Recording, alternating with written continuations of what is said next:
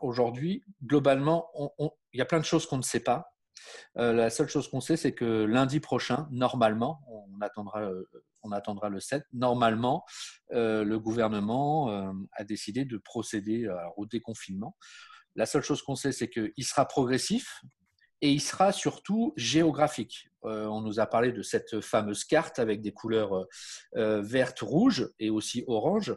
Maintenant, on ne sait pas comment ça va se faire, mais surtout, on ne sait pas comment les consommateurs vont vouloir vont consommer après cette période-là. Donc, il y a des chiffres qui apparaissent aujourd'hui. Donc, on sait qu'effectivement, beaucoup de Français, 26%, souhaitent retourner au restaurant, puis surtout faire des activités de loisirs. Je crois que la première préoccupation, c'est qu'on a tous plus ou moins envie de sortir. Ça, c'est important. On a envie de sortir, d'aller se promener, etc. Et puis, une chose qui est importante, comment ça va se passer pour les vacances? Parce qu'aujourd'hui, Madame Vulcain, vous savez de quoi je parle, on parle Mhm. d'un report de la crise sanitaire jusqu'au 24 juillet. Donc, ça veut dire que jusqu'au 24 juillet, cette crise sanitaire engendre des problématiques. Et certains parlent de travailler plus, certains commencent à dire est-ce qu'on va être en vacances, etc. Donc, toutes ces choses-là font que on ne le sait pas. Et si on ne prend pas conscience de cet environnement aujourd'hui dans sa communication, on risque de passer à travers. Et l'autre élément important dans votre communication, c'est l'émergence de ces nouvelles exigences, et on en parlait avec la problématique des mesures d'hygiène, et notamment dans les entreprises, avec la notion de geste barrière, mais aussi dans la restauration, dans l'hôtellerie, les locations qui doivent être désinfectées après chaque jour, etc. Donc, il y a un besoin d'information et de communication en amont auprès de prospects et de potentiels clients. Donc, je voulais faire ce prérequis qui me semble important dans la communication de demain. Alors, les 5 astuces, on va les lister. Donc, le premier, c'est les réseaux sociaux. Effectivement, je crois qu'aujourd'hui, le débat ne se pose plus. On en connaît un nombre important, Facebook, LinkedIn, Instagram, les chaînes YouTube, etc. Et des nouveaux entrants, on pense notamment à TikTok, qui étaient des nouveaux entrants qui parlent à une clientèle bien particulière. Ce qui est important aujourd'hui, c'est le chiffre que vous avez d'entouré, c'est que ce qui est sûr, c'est que si vous arrêtez de communiquer, si une entreprise arrête sa communication aujourd'hui, 40% de baisse de notoriété. Effectivement, si on ne vous voit plus sur les réseaux, ça veut dire quoi?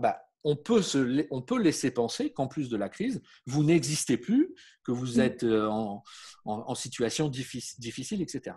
Donc ça, c'est fondamental.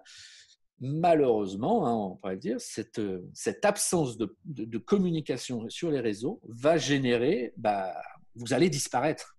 Et donc, ça, c'est fondamental. L'autre point, c'est qu'aujourd'hui, avec le télétravail, le confinement, on voit que le trafic web a augmenté d'environ 40%. Donc, on est de plus en plus connecté parce qu'on est à la maison, donc on est en train de rédiger des mails, on participe à du télétravail et bien évidemment, on voit que les médias sociaux ont augmenté. Donc, ça veut dire que 67% des Français souhaitent que leur marque préférée continue de communiquer, mais surtout pour leur apporter un contenu différent. Comment ils vont aujourd'hui, qu'est-ce qui se passe dans leur entreprise, est-ce qu'ils ont une poursuite d'activité ou pas. Maintenant, attention, warning, gros warning, il est important aussi de ne pas exploiter cette notion de crise pour promouvoir la marque. Donc, il est important dans le discours que vous allez tenir d'être attentif et de ne pas profiter de cette crise pour générer du business. Et dans cette communication à outrance, vous savez, on parle aussi des fakes, etc., c'est de se différencier puisqu'on va défiler un flot d'actualité, mais sur lequel on va s'arrêter. Donc, ça va être important aujourd'hui que sur les réseaux sociaux, vous soyez attentifs à la fréquence. La fréquence, elle a changé. Hein. Aujourd'hui, on est toute la journée à la maison. Donc, avant, on regardait peut-être son Facebook le matin, le midi à la pause déjeuner et le soir. Aujourd'hui, on y est toute la journée. Donc, même les heures de diffusion ont changé. Les canaux sont toujours là, mais il faut être attentif à ça. La deuxième chose, s'assurer effectivement de communiquer différemment. Et c'est pour ça qu'on génère de plus en plus d'interactions, on fait des jeux, on pose des questions, parce qu'on cherche à être visible, mais à se connecter avec ses prospects, avec ses clients. Donc ça, c'était le premier aspect qui était les réseaux sociaux. Le deuxième aspect, j'en parlais, c'est le contenu. Donc aujourd'hui, quel est le message que vous souhaitez adresser? Donc on en parle. Donc il y a une terminologie qu'on dit content is the king. Donc le contenu c'est le roi. Maintenant la qualité c'est la reine. Donc on ne peut pas l'un ne va pas avec l'autre. On parle de fond et de forme. Donc ça, c'est important de vous poser à chaque fois la question pourquoi vous voulez communiquer, à qui vous voulez vous adresser, d'accord, et où. Parce que comme on parle de géographie aujourd'hui, je vais prendre l'exemple du tourisme puisque vous êtes deux concernés par ça. Il est vraisemblable que l'arrivée de métropolitains, de Canadiens et d'Américains soit fortement réduit pour la saison de juillet-août, pour les raisons qu'on a évoquées en prérequis. Donc ça veut dire quoi? Ça veut dire je ne travaille pas du tout ou je vais réorienter mon activité sur une population plus locale. Donc, si on travaille plus local, ça veut dire qu'effectivement, le discours doit un petit peu changer, les visuels qu'on va utiliser vont changer, puisqu'on ne va pas s'adresser au même… J'avais fait un webinaire sur ça, sur la notion de persona. Le persona, c'est quel est le portrait robot type de votre client. Mais aujourd'hui, avec cette crise, ce persona a évolué et il a changé. Et la dernière, vous avez le petit camembert sur votre droite, qui est important, c'est effectivement, j'ai conçu ma stratégie sur le sujet que je souhaite aborder. Dans un premier temps, c'est important de regarder autour de moi et de m'assurer que ce que je vais communiquer, notamment si je parle de chiffres, de recroiser les événements pour donner une information qui est vraie et réelle. Aujourd'hui, on cherche sur Internet, on va s'assurer que ce que vous dites, donc soyez vrai, ayez de la transparence sur votre communication. D'accord ? Et puis après, c'est où je mets mes contenus. Et aujourd'hui, le même contenu peut être adapté sur votre site Internet, il peut être adapté sur des réseaux sociaux. La seule chose, c'est le format et la forme de présentation du message que vous allez diffuser qui doit s'adapter au support sur lequel vous allez le mettre. D'accord ? Et la dernière chose, c'est toute action que vous allez mettre en place sur les réseaux sociaux, sur le web, doit être mesurée. Il est important de mesurer l'impact pour savoir est-ce que j'ai apporté de la visibilité? Mais je peux avoir 3000 vues sur une vidéo, mais j'ai zéro interaction. J'ai eu zéro partage, j'ai eu zéro clic, j'ai eu zéro demande. D'accord ? Donc, je ne sais pas si c'est bien ou si ce n'est pas bien. Tout dépend quelle était la stratégie de départ. Si dans un premier temps, c'est de valoriser mes nouvelles suites de mon hôtel, j'ai besoin de montrer, etc., peut-être qu'une vidéo montrant ces nouvelles chambres est suffisante. Ce n'est pas moi qui vais le définir. Mais c'est important que chaque action, vous le mesuriez pour savoir ce qui a fonctionné, ce qui a moins bien fonctionné, et pour, les fois d'après, travailler sur ça pour optimiser. Donc, on a vu les réseaux sociaux, on a vu les contenus. Troisième action, c'est le référencement naturel. Alors, le référencement naturel, n'attendez pas de moi de vous donner un cours là-dessus parce que je crois que, hormis ceux qui rédigent l'algorithme de Google de façon régulière, pourraient y apporter une réponse. Donc, quand on parle de référencement naturel, c'est aujourd'hui comment mon site va être référencé dans les recherches Google. On sait qu'aujourd'hui, Google représente entre 95 et 98% des recherches. Vous avez le référencement naturel et vous avez le référencement payant. Quand vous arrivez sur une page web, vous voyez le référencement payant où c'est marqué sur les premières pages, vous avez sur la gauche du texte « Annonce ». Donc aujourd'hui, ce qui est fondamental, c'est de connaître les points qui sont importants, qui doivent être présents dans votre site Internet, qui vont améliorer ce référencement naturel. On sait qu'aujourd'hui, il y a des règles. Cet algorithme, il change régulièrement. Mais l'idée, c'est quoi? C'est déjà, dans un premier temps, c'est l'optimisation du site. On a parlé pendant longtemps de HTTPS, donc des sites sécurisés. On parle de responsive. Responsive, ça veut dire quoi? Vous prenez l'adresse de votre site Internet, vous le regardez sur un ordinateur, vous le regardez sur un smartphone. Vous voyez si la lecture s'adapte à l'écran sur lequel vous êtes. C'est ça que ça veut dire. D'accord? Et si aujourd'hui, vous n'avez pas déjà ces critères de site Internet, vous êtes sûr que vous allez perdre et vous allez être déclassé dans les pages Google.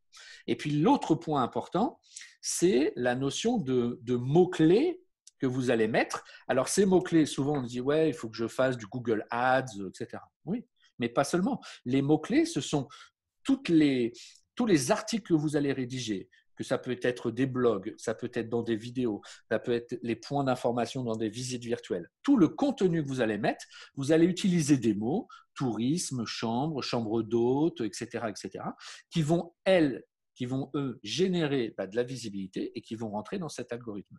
Donc, dans la notion de référencement naturel, il y a comment est fait mon site et quel est le contenu de mon site.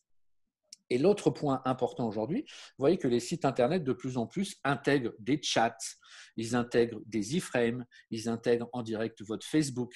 Donc, tout ça fait que ça crée des liens entre le site Internet et le Facebook, ça crée des liens entre le site Internet et une visite virtuelle. Donc, ça veut dire quoi? Ça veut dire que Google se dit, je vais sur un site Internet de l'hôtel de la Pagerie, j'ai une vidéo YouTube, j'ai mon Facebook en live, donc ça crée de l'activité et ça renvoie d'un site vers un autre. Et ça, Google aime bien parce que ça veut, les robots, ils se disent, j'ai de l'activité, j'ai de la nouveauté et ça bascule d'un site à un autre. Donc ça génère du référencement naturel. Donc, on a parlé des réseaux sociaux, on a parlé du contenu, on a parlé du référencement naturel qui, vous le comprenez bien, à lui tout seul nécessiterait un webinaire, mais l'idée, c'est de balayer ça. J'ai juste une petite question technique. Qu'est-ce que c'est que les balises? Tu sais, tu mets optimiser votre site Internet et tu parles de balises. C'est quoi une balise là? Responsive, d'accord, point de chargement, balise, c'est quoi en fait? En fait, les balises qu'on va intégrer, c'est de permettre d'identifier à un moment donné par rapport à de la data. Prenons l'exemple d'un contenu immersif. Je suis dans une de vos locations, etc. Je me promène, j'ai plusieurs points d'information. Quand je vais cliquer sur le point d'information, j'ai un contenu qui va arriver. Et le fait d'avoir l'action de cliquer sur le point de contenu, moi, j'ai mis une balise pour que, après, dans l'analyse statistique, je puisse dire le visiteur a cliqué à tel endroit ou tel endroit. Donc, en fait, ces balises-là permettent de comprendre le parcours utilisateur et de savoir sur quel point j'ai cliqué ou pas cliqué. Okay. D'accord? Donc, c'est de ça qu'on parle de balises. Et derrière, ces balises-là vous donnent de l'analyse statistique. Donc, là, on est sur l'étape après de mesure dans lequel je ne suis pas rentré sur ce webinaire, mais dans lequel on pourra aborder. Voilà, c'est ça que ça veut dire. J'ai répondu? Parfait. Alors, le quatrième, écoutez, on est en plein dedans. C'est une stratégie que personnellement, je développe depuis cette période-là. C'est la stratégie du webinaire. Donc, on en parle. J'ai fait un nouveau test hier en faisant des invitations et je vois que ça a fonctionné puisque vous êtes 3 à avoir répondu à mon invitation. Donc, l'idée, c'est quoi? C'est que on a un problème de distanciation. Donc aujourd'hui, difficulté d'aller chez des clients pour certains, difficulté de faire des présentations. L'idée d'un webinaire, c'est à la fois pour vous de suivre de la formation, des informations ou comme là, une activité spécifique au web et de partager vos connaissances, entre guillemets, sans effort. Je vous garantis qu'il y en a un petit peu parce que ça nécessite quand même du temps de préparation, mais tout en respectant le confinement. Donc, c'est un gain de temps. On peut voir que c'est assez interactif puisqu'on se voit, on se partage, etc. Et on se rend compte qu'aujourd'hui, la stratégie marketing dans beaucoup de sociétés, que 46% des marketeurs qui sont en B2B ont utilisé les webinars. Donc, on en voit de plus en plus. Et c'est intéressant parce qu'on se rend compte qu'à 70%, ces webinars ont été très efficaces à la fois pour la personne qui suit le webinaire, mais aussi efficace du point de vue de l'orateur.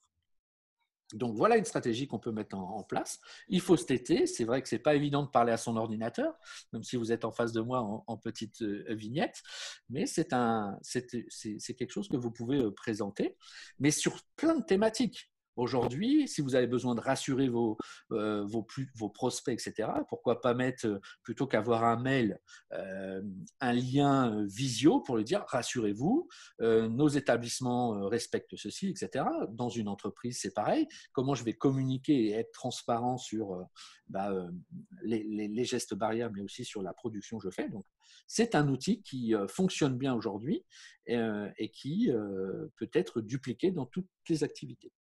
Ça donne de la proximité en plus. On le voit, même si on est à distance. Parfois au téléphone, on n'a pas le contact comme on peut l'avoir là en visio, etc. La dernière astuce dont je voudrais parler, c'est la partie des médias immersifs. On en parle aujourd'hui, cette notion de post-confinement, des exemples. Sur la partie droite, je ne sais pas si vous avez tous une Google My Business dans vos établissements. Donc aujourd'hui, je pourrais vous donner le lien, etc. Sur Google, vous avez la possibilité de mesurer les types de mots-clés qui sont le plus cliqués par rapport à votre activité, mais aussi géographiquement. D'accord ? Et on peut voir effectivement que là, on a fait un imprime-écran, que la notion de virtuel, visite musée, musée du Louvre, ont obtenu des records de recherche. Donc en fait, en tant que particulier, on va taper dans le moteur de recherche des mots, visite de musée, là on voit le Grand Palais de Pompée, visite virtuelle, etc.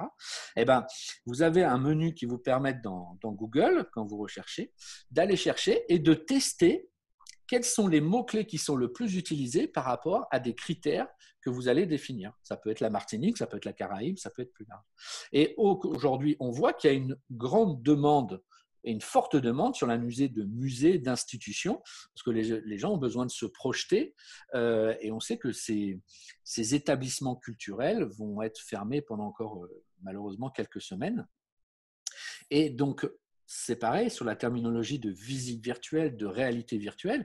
C'était déjà quelque chose post-confinement. Avant le confinement, on en parlait beaucoup, et c'est devenu très, très important où les gens ont besoin de se projeter, de se dire, bon ben voilà, j'ai besoin de préparer mes vacances, où c'est que je vais aller, de pouvoir le voir, etc. Et on sait que la notion de 360 fait partie aujourd'hui des top 3 d'usage pour booster son business en 2019, puisqu'on est vraiment dans la notion de contenu différenciant, mais surtout de contenu immersif. J'en parlais beaucoup entre la différence entre du push et du pull. C'est-à-dire qu'aujourd'hui, vous êtes sur un site internet, d'accord, donc vous avez de l'information qui est indiquée, etc. Donc, on met de l'information. Quand vous êtes sur du push, on push l'information, et le pull, c'est le visiteur qui, en fonction de ses désirs et états, va aller chercher l'information dont il a besoin. Donc, c'est une grosse différence quand on parle de parcours utilisateur. Je mets à disposition le contenu. Nous sommes 5 autour de la table. Je suis persuadé que les 5, on n'ira pas faire le même parcours sur un site internet parce que nos besoins, nos sensibilités sont différentes. Donc là encore, quand vous voulez toucher un client, je mets à disposition, mais je dois permettre à chacun de chercher son contenu librement. Alors, effectivement, comment créer, donc on en a parlé sur ça, c'est utiliser du contenu push, je viens de vous en parler, avec la notion de visite, etc., pour permettre au visiteur d'être complètement autonome dans sa visite. Et ça, c'est important, c'est que c'est lui qui va aller chercher. Donc, la vidéo est intéressante, mais quand vous regardez une vidéo, vous allez suivre ce que le réalisateur vous a proposé. Donc, vous êtes comment dire, passif par rapport à cette vidéo. Le fait aujourd'hui d'être sur des médias immersifs, interactifs, permet aux visiteurs de choisir, plutôt que rentrer par l'accueil, je ne vais pas aller voir les chambres. Moi, ce qui m'intéresse, c'est d'aller voir les piscines ou d'aller voir mes salles de séminaire. Donc, c'est le visiteur qui va prendre le choix de où il va aller et de le type d'information qu'il va aller chercher. Et pour ça, c'est quelles sont les options qui sont importantes. C'est effectivement de pouvoir avoir ce contenu-là. Et quand on parlait de mesurer, c'est d'avoir un back-office qui va vous permettre de mesurer le parcours utilisateur, le parcours client. Je vais vous partager, juste pour vous montrer un petit peu hop. Je suis obligé d'arrêter le partage et de rebasculer sur un autre outil. Hop. Donc, l'idée, c'est de vous proposer effectivement un exemple concret de choses qui sont faites. Donc, vous voyez à nouveau mon écran avec mon Safari. Donc là, on est effectivement sur un domaine résidentiel, etc., qui est en pleine nature. Et donc là, on voit les nouveaux sites Internet qui sont 100% en iframe. Souvent, dans un site Internet, vous avez en première partie une genre de galerie de photos qui est présente et après, vous pouvez dérouler. Donc là, on est déjà, quand vous allez arriver sur ce site, je ne sais pas quelle est votre première chose, c'est que déjà, vous le voyez, vous bougez et puis c'est complètement interactif. Et dès que vous allez vous déplacer dans n'importe lequel des hébergements, et ben à chaque fois, vous avez l'iframe, donc on appelle dissocié. Alors, excusez-moi sur la bande passante. C'est bon, vous arrivez dans la cabane dans les arbres comme moi. Et donc, c'est 100% iframe. Et donc là, on laisse complètement le visiteur se promener à l'intérieur et visiter l'ensemble du site en fonction de ses affinités. Donc, à la fois sur l'hébergement, mais sur les activités de loisirs. Vous voyez une chocolaterie à l'instant là? J'ai basculé. Vous êtes toujours sur la cabane dans les arbres? Moi, je vois la chocolaterie. Voilà. Donc, l'idée, c'était effectivement de vous montrer complètement sur d'autres secteurs. C'est qu'aujourd'hui, le visiteur, à travers cette présentation, qu'on va humaniser, puisqu'on peut y intégrer un personnage. Vous n'avez peut-être pas le son, l'idée c'était de vous montrer. Donc on va rendre humain cette visite où l'interlocuteur va présenter son établissement. Mais moi, en tant que visiteur, ce qu'il me raconte ne m'intéresse pas, je m'épose et je passe à autre chose. Et moi, je suis plutôt intéressé par la fabrication, je vais aller me promener sur le laboratoire. Donc quand on parle d'interactivité et d'immersion, on rentre dans ça. C'est que c'est moi qui vais choisir l'endroit où je vais aller et l'information que je vais chercher. Et quand vous avez en plus la possibilité de modifier l'ensemble des contenus que vous avez à l'intérieur en fonction, ça va permettre aussi, dans une période délicate de post-confinement, de rassurer et de donner de l'information sur les gestes barrières, est-ce qu'on est ouvert, pas ouvert, etc. Et quand demain, est-ce qu'effectivement on va poursuivre l'activité e-commerce ou pas? Bon, vous pouvez tout à fait ajouter la boutique en disant voilà, je vous ai rassuré sur la provenance de mes produits, sur la transparence, etc. Eh ben, je peux directement après aller dans ma boutique et faire mon achat. Donc, en fonction, encore une fois, de votre stratégie, on va y répondre, mais c'est l'internaute qui va pouvoir décider de ce qu'il veut faire et de trouver l'information. Donc, quand on parle aujourd'hui de contenu immersif, voilà un exemple concret. On va arriver, hop, je vais retourner sur la fin de ma présentation. Vous êtes de retour avec moi sur le PowerPoint? Oui. Ouais. Donc voilà, on va finir sur 2 diapos pour respecter le timing. L'idée, encore une fois, c'était effectivement de pouvoir partager avec vous toutes ces… Mais on pourra aller plus en profondeur si vous le souhaitez. C'est effectivement de reprendre un petit peu ce qu'on a vu à travers ce schéma. Aujourd'hui, le marketing digital a 2 ambitions. La première, c'est comment je vais faire qu'un prospect, quelqu'un que je ne connais pas, va venir sur mon site, va venir sur mon entreprise, va venir dans mon établissement. C'est une première étape. Je l'ai fait venir. Maintenant, on est d'accord que l'idée, c'est comment je fais du business. La finalité, c'est le ROI, le retour sur investissement. Donc, la première chose, il y a tellement d'informations qui circulent, c'est comment je l'attire. Il faut que je me différencie de la concurrence et des autres. On en a beaucoup parlé tout à l'heure, c'est aujourd'hui les réseaux, le référencement naturel, ce sont des prérequis. Maintenant, une fois que je suis sur la toile, comment je fais pour être plus vu que les autres?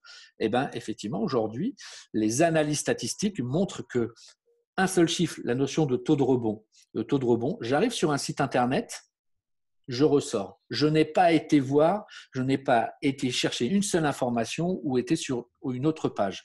Aujourd'hui, ce taux de rebond est de 70% en moyenne sur un site internet. Quand vous rentrez aujourd'hui sur une visite virtuelle, on a des taux de rebond qui sont entre 3 et 5%.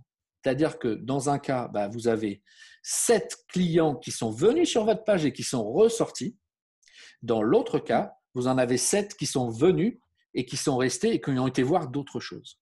Donc, vous avez attiré un inconnu qui devient donc un visiteur. Il est sur il est maintenant sur votre page, il est sur votre établissement. Maintenant, comment je fais pour le concrétiser? C'est ce qu'on appelle les modules interactifs, les call to action. Vous savez, la bouton dans l'hôtellerie, on connaît bien, réserver, booking, meilleure offre.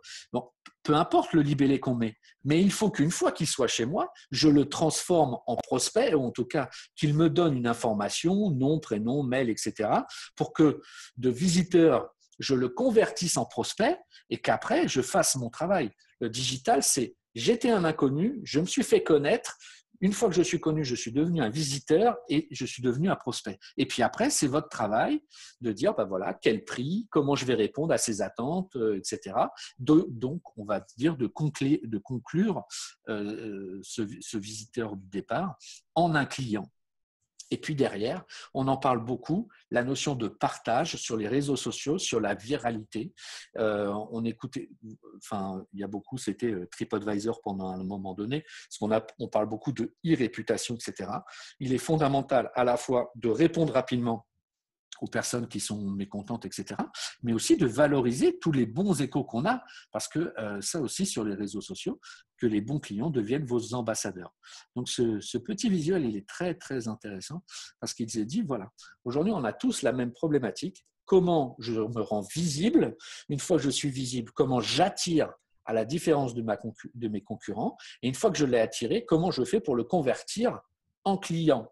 Et donc, vous avez vu à travers ces 5 astuces, les éléments différenciants qu'il est nécessaire d'avoir en compte et d'utiliser. Et donc, pour conclure, effectivement, comment augmenter votre visibilité que vous pouvez faire aujourd'hui?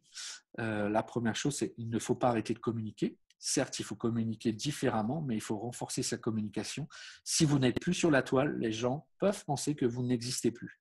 Et la concurrence ne va pas vous laisser la place. Donc, renforcez votre communication. La deuxième, c'est parler vrai, parler transparence, informer les clients de votre situation. Pour le moment, je ne peux pas accueillir de tourisme parce que ceci, parce que cela, mais nous travaillons et nous préparons l'avenir et nous reviendrons vers vous rapidement pour vous dire à partir de quand nous pourrons accueillir et sous quelle forme. Continuer, ça renvoie à la première étape, c'est continuer d'être présent sur les réseaux. Ça peut être de reprendre des anciens articles que vous avez faits, de les remettre au goût du jour, donc être présent sur les réseaux et puis donner du sens. Donner du sens, être à l'écoute des gens, montrer les actions que vous mettez en place, mettez en avant les actions que vous mettez en place pour vos collaborateurs. C'est fondamental aussi. Donc, faites parler vos collaborateurs dans cette période-là. Voilà, on travaille en télétravail, on met en place les gestes barrières, etc. Les choses à éviter, c'est les messages opportunistes, on en a parlé, ça aussi c'est très important. C'est une période difficile. Se servir on en a parlé avec les masques récemment, vous voyez quand on entend que les masques vont être vendus 6, 7 fois, 8 fois les prix, on a tout de suite une image très très négative, donc soyez attentifs à ça. Et puis c'est le moment aussi de se renouveler dans cette période-là, de se former, de regarder, pensée digitale, pensée innovation, aller chercher les bonnes recettes, ce qui fonctionne, de se différencier pour travailler cette nouvelle stratégie de marketing digital. Ce qui est sûr, c'est que ce confinement aura montré quelque chose, c'est que le digital, il est présent dans notre quotidien. Maintenant, comment l'exploiter au mieux? Moi, je reste persuadé que le contact physique restera fondamental. Maintenant, c'est comment je fais en amont pour que ce contact physique se passe dans les meilleures conditions. Préparer la sortie, on est en plein dedans. Et puis, je vous l'ai dit, la différenciation. Comment se différencier? Parce que tout le monde, les questions que vous vous posez, tout le monde se les pose, vos concurrents se les posent.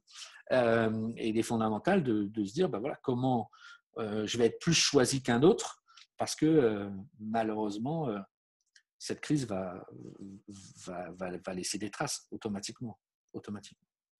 Et puis, le web, c'est riche, c'est varié, c'est large.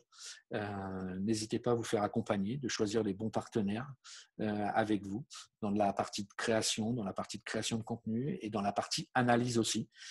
Soyez exigeants dans la partie analyse de tout ce que vous mettez en place, de suivi de sites, de suivi de réseaux sociaux. Les mots-clés, je vous l'ai dit, ça change régulièrement en fonction de l'activité, de la géographie. Donc, soyez exigeants avec vos partenaires. Voilà, l'idée c'est, on a tenu sur 30 minutes. Maintenant, vous avez deux choix. Hein. Le premier, c'est ne rien faire, ne pas passer à l'action. Vous attendez que ça se passe et vous espérez qu'il y aura des jours meilleurs. Bon, c'est une option. Il y en a une deuxième, effectivement, c'est commencer aujourd'hui. Donc, c'est vrai que dans un premier temps, ce que je vous propose, c'est pour ceux qui le souhaitent, de faire un audit gratuit. Je vais faire une communication. Jusqu'au 16 mai, je vais proposer aux 20 premières personnes qui vont me répondre sur mon Facebook ou mon LinkedIn un audit gratuit de leur communication digitale. Question particulière, mais en tout cas, je voudrais vraiment vous remercier d'avoir mis au point cette session, ce webinaire aujourd'hui. Des choses importantes effectivement à garder en mémoire et à travailler rapidement pour faire la différence à la réouverture, à la fin du confinement total. Enfin voilà quoi, mais en tout cas vraiment merci. J'ai trouvé cette session très intéressante et très bien présentée. Donc merci beaucoup. Très bien.